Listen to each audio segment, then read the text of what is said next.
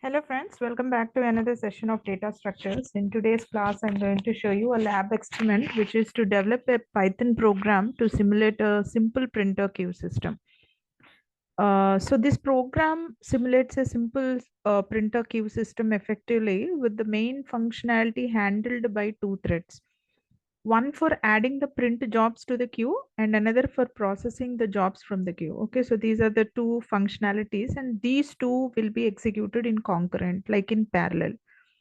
So for this, we'll be making use of a thread. So what is a thread? A thread is a separate flow of execution. So this means that your program, whatever we are writing, will have two things happening at once. Okay, so one is like one method will be adding the jobs to the queue and the other method will be executing the jobs. Okay, so these are the two methods that will be executing in parallel. So let us start the program. For this, I'm importing three packages. The first one is import random module. So this module is used for generating random numbers. So we do have a random function, so which will take the start and the end range and will generate a number in between the start and end range. Okay, right. The second one is like the time module. So the time module will provide time related functions which are used to introduce the delays. So let us see what is the importance of introducing delays in our program. So the first one, first reason why we are introducing time delay is that to simulate realistic behavior. Okay, so what happens in real world scenario is that printing a job takes some time and there might be some delay between jobs being printed, right? So by introducing delays in the program, we simulate this realistic behavior. Without delays, the program would execute all tasks instantly, which wouldn't like accurately represent the time consuming nature of the printing jobs. So for showing the realistic behavior, so we are using the delay. And the next reason why we are using delay is for the thread coordination. So delays allow threads to yield control to other threads or processes which are under execution, so enabling like smoother execution and preventing busy waiting or unnecessary resource consumption. For example, here in our program, so we have print job function. After printing a job, the thread would go to sleep for a random duration. So during the sleep time, other thread can continue executing. Okay, so this allows for better utilization of the system resources and prevents one thread from dominating the CPU. So what is the third module that we are importing? So the third module is the threading module. So what is this threading module? So the threading is the name of the package. And you can see that there is a target over here. So these are all the arguments that go into this particular class constructor. So the first one is the target and the second one is the name and then args and so on. So we'll be utilizing the target and the args in our program. So what is a target? Target is a callable object, like which is a method that this thread has to execute. Okay, so we'll be passing the name of the method into this target variable. And so that after we pass this method as a argument into this particular class, the run method is invoked. Okay, right. And the next one is the args. Okay, so args is the list of tuple of arguments for the target invocation. Okay, so the arguments that has to go into this particular method which is given at the target. So those arguments you will be giving here in terms of tuple or in terms of list. Okay, threading package will allow us to create and manage threads for concurrent execution.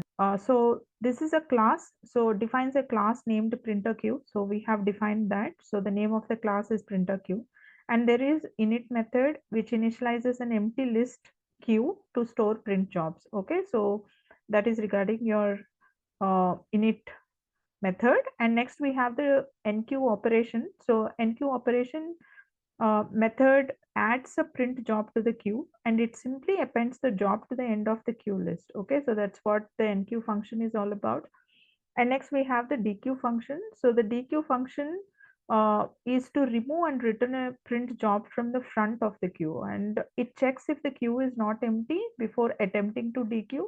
So that's what we have done here. And then if the queue is empty, it prints a message indicating that the queue is empty. Okay, so that's what we have done here in the dequeue method. And the next is the isEmpty method. So the isEmpty method is to check if the queue is empty, and it returns true if the length of the queue is 0, indicating that the queue is empty. Otherwise, it returns false. Okay. So this is the printer queue class. Next, we have defined a class which is called as print job. The init method initializes a print job with the job ID and the number of pages. Okay, so this is all your init method. So which is taking job ID and pages as argument, and it is initializing the job ID and the number of pages passed as arguments.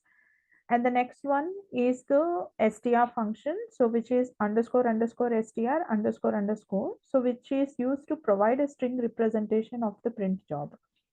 So it returns a formatted string. So it is returning a formatted string containing the job ID and the number of pages.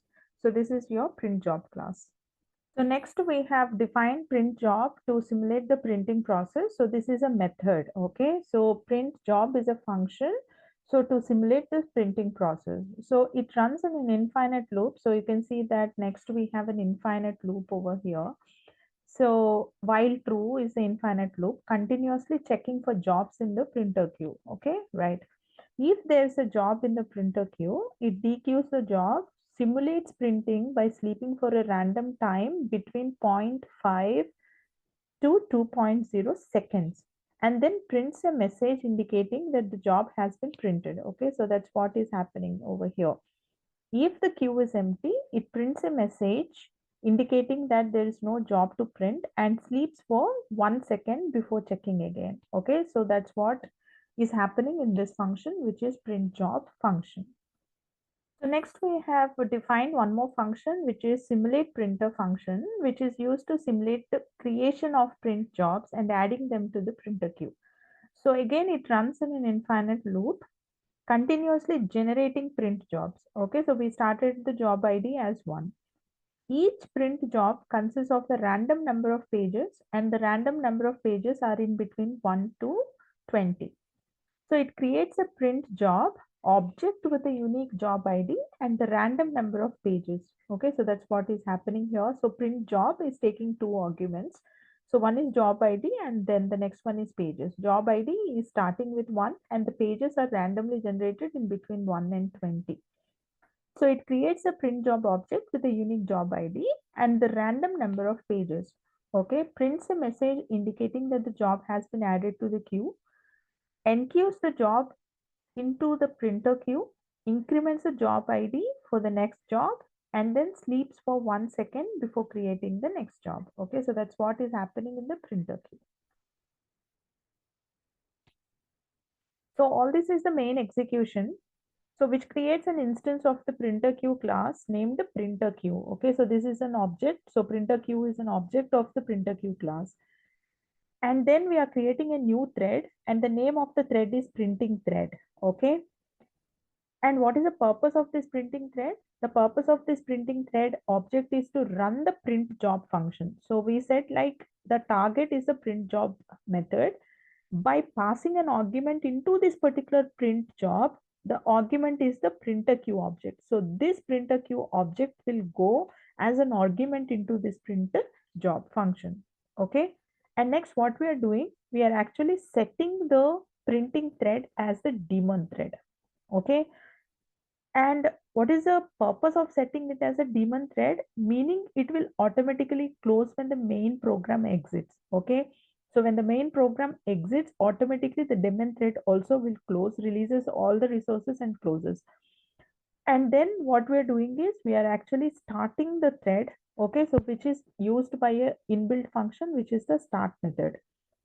So start method has to follow this setting of the thread to be as daemon thread. Okay, so if you are starting the thread and then setting it as daemon will actually give you an exception. So first thing is like you need to set it as a daemon thread and then only you should start the thread.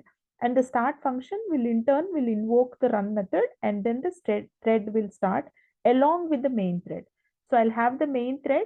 So this will be your main thread. Okay, along with the main thread, you'll have one more thread which will be executing your print job function. So two threads will be there. One will be executing the simulate printer.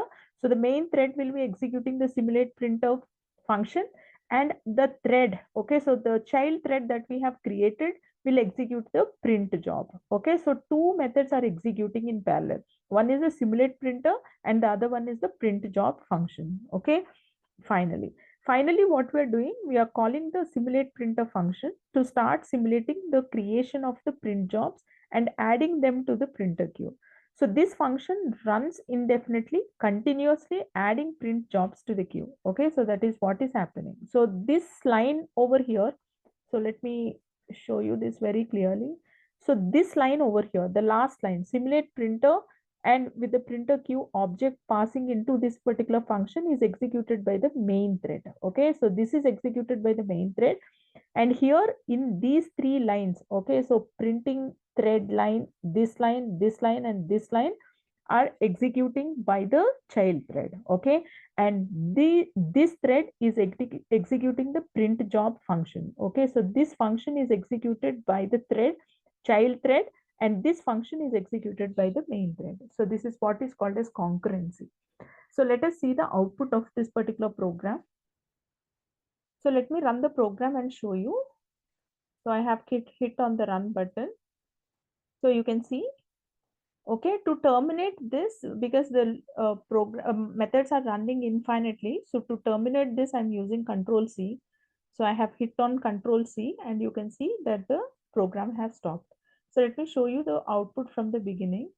So here you can see like no jobs to print. Okay, later on, like one thread is adding the jobs to the queue. Okay, so added to the queue. So you can see job one with 20 pages have been added to the queue. Okay, so then it is taking, this is another thread's output.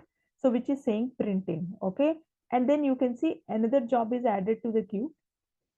So these are happening in parallel. Okay, and then you can see like job one is printed, so it is finished. Okay, and then printing of the job two is taking place because that's the second job that has been added into the queue. And then printed, okay, job two with 17 pages have finished. Okay, so job two is now dequeued from the queue. And then you can see job three is executing. Okay, printing job three. And then meanwhile, while job 3 is printing, so you can see that job 4 has been added into the queue. Okay, and then job 3 is finished. Okay, so printed job 3 with 6 pages.